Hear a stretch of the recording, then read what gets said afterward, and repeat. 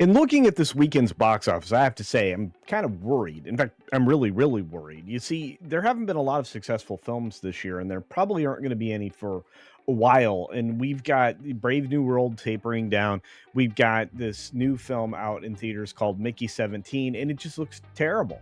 And I don't see a better outcome for Snow White or any of these other things that are coming into the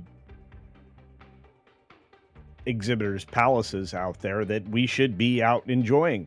We're going to take Mickey 17 for a ride because it didn't do very well in previews at 2.5 million, and it's done absolutely terribly in the last few days. So here we go. Quick reminder though, and before you go on to, click on something else, just do me a favor and hit the subscribe button if you're not already subscribed. It's free. You'll get a lot of enjoyment out of it. And if you turn on the notification bell to all notifications, you're going to get a lot for your free subscription, I guess. Anyway, on to this. Mickey 17 earns $2.5 million in Thursday previews. Well, that sounds like it could be pretty good, right? Except no, it's not. This is absolutely terrible. $2.5 million is disappointing, terrifying, and something that indicates a flop on a film that cost over $118 million just to produce, not even counting the fact that they did some reshoots, and they also did quite a bit of marketing. Now, Mickey 17 is something that should be successful. It has a good cast, and it's directed by Bong Joon-ho, and he actually won the Oscar for Parasite, if you remember back that far. It actually was stumbling towards a very disappointing opening weekend regardless, sitting at about $18 million here domestically. That's not much to ask out of a film that has somebody like Pattinson in it as its key star, and it has an Oscar-winning director in Bong Joon-ho. What's going on here? Well, not much. And when I say not much, I mean not much, because this is worrisome. The film's tepid worldwide tally this weekend, which might only reach $45 million globally, is a budget between 120 and 150 million when you figure it all out. And audience scores don't have a lot of people that are too excited about it. And I hear after the first act, it really goes downhill, which is not something you want in a blockbuster film. And this is supposed to be right in line with being a blockbuster. But I can't be more optimistic, because when you take a look at Variety, you have Mickey 17 leading the box office with 19 million and $118 million budget. No, it's a little more than that. They just don't want to admit it. This is going to be bad. Very, very bad. And despite the fact that Mickey 17 is a dystopian sci-fi comedy, there are a lot of other films that people would want to see. They're just not in theaters right now. You have 3,800 theaters tied up showing this mess, and I don't see an upside here. Do you? And let me just be clear, Warner Brothers can't afford a misstep like this right now. They need winners all the way down the line. It's been a little while. You probably don't remember the last winner Warner Brothers had, a big winner, but outside of Dune, which is a partnership with Legendary, there really hasn't been a big winner since Barbie. Not great.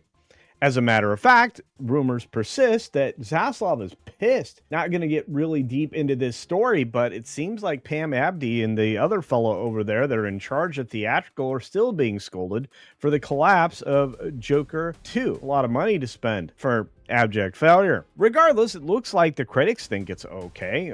It's an R-rated film whose B grade on CinemaScore and 79% on Rotten Tomatoes are not encouraging, at least not as far as staying power goes.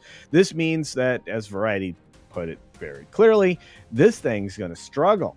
And unlike many films, we actually get an idea what the marketing budget here is from Variety at $80 million. They need to earn around $275 million to $300 million globally just to break even, and I don't think it has a chance to do so. I think this is really a flop that they're going to try to pretend is somehow successful. I don't know how. Internationally, the film looks like it brought in about $25.4 million from 66 territories, and the film opened last weekend in South Korea and has only grossed $34.2 million in the overall overseas haul, and $53.3 million worldwide in total. That's going to be a problem, a big one. That's going to be something almost insurmountable when you consider that these first 2 weeks are really important. Apparently, Pattinson does a great job playing this character who dies over and over and over again. except they think he dies one time and he didn't, and now there are two of him, or maybe more. I don't know, but it's interesting to think about. There are some other well-known actors in here, including Naomi Ackie and Toni Collette, and of course the communist Mark Ruffalo, who I can't imagine wanting to see a film that ever again that he's in, but hey, we'll see. And just remember back when I was talking about Pam Abdi and her male counterpart over there at Warner Brothers greenlighting a lot of risky things?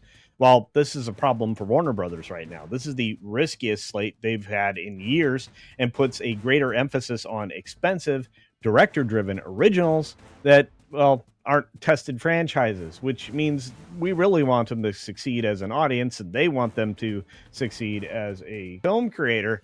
But if they don't, we're doomed. Sequels, prequels, remakequels, threequels, we'll never get out from underneath them. And according to Variety, up next is Alto Nights, which is a $45 million gangster drama in which Robert De Niro stars opposite himself as a mob boss. That's not good. Jack Black is going to give us the Minecraft movie, and you cannot get a 10 to 17-year-old to be interested in that film, which means it's going to die a very painful death. At $150 million, they cannot afford for that to flop the way Mickey 17 is. And guess what? It probably will. In fact, the only thing that probably has a chance of being successful is the Sinners, which is a $90 million vampire horror story that is supposed to have a little bit of humor in it as well. And last but not least is a film that I think is going to have a difficult time, because if the test screenings are going as poorly as are advertised or are rumored to be going, and on top of all that, more reshoots, which James Gunn never likes to do, you got Superman on July 11th of 2025. That's supposed to kick off a new DC universe, and I don't see it kicking off well. Very, very worried. Let me know what you think about Superman down in the comments section below. Year over year, the weekend is looking very poorly. You have a 60% drop compared to the same weekend last year with Dune 2, which I mentioned earlier in this video. And while year-to-date revenues are 1% above the same point in 2024, they're well behind 2019, according to ComScore. And you know what? They kind of pay attention to stuff like that. In fact, Paul Dergarabedian says, amidst a series of low-grossing weekends, we have to await the next inevitable upturn at the theatrical box office, which we hope is this summer, which maybe it'll have to wait. And finally, the inevitable happened. That's right, Disney and Marvel's Captain America Brave New World slid into second place after 3 weeks at the #1 spot, which is inexplicable except for the fact that there was really no competition. And by the way, it wasn't high-riding numbers that kept it in that position. In fact, well, it's only added $8.5 million in 3,480 theaters in its fourth frame. So you're looking at 177 domestically and only 370.8 worldwide. It's not getting anywhere close to even breaking even. And when you add in the advertising budget, this thing is dead. And, well, really dead. If they're actually only admitting to $180 million in production budget, which we know is a lie, and $100 million to promote it to global audiences, that $280 million needs to be $560 million just to break even with the numbers they're willing to admit to.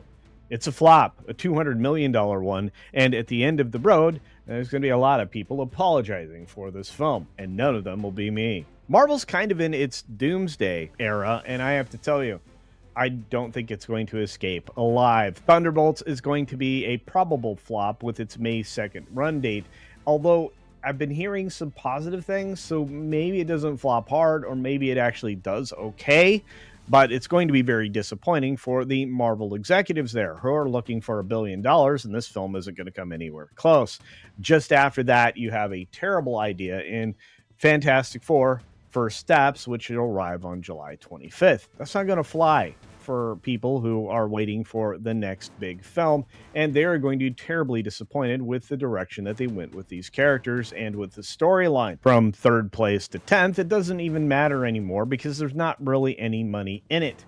And if you look at the overall box office for the entire weekend, this one's going to be as poorly as last weekend's. You could be looking at $60 million or less over the course of the weekend, and that just doesn't even come close to making it profitable to be a theater operator right now. Regardless, and just to wrap up, we have to take a look at what the box office numbers look like right now domestically. And as we can see here from the numbers, and what we can see right now from the numbers is you're looking at a domestic box office of 19.1 million, an international box office of 34.2, for a grand total of $53.3 million.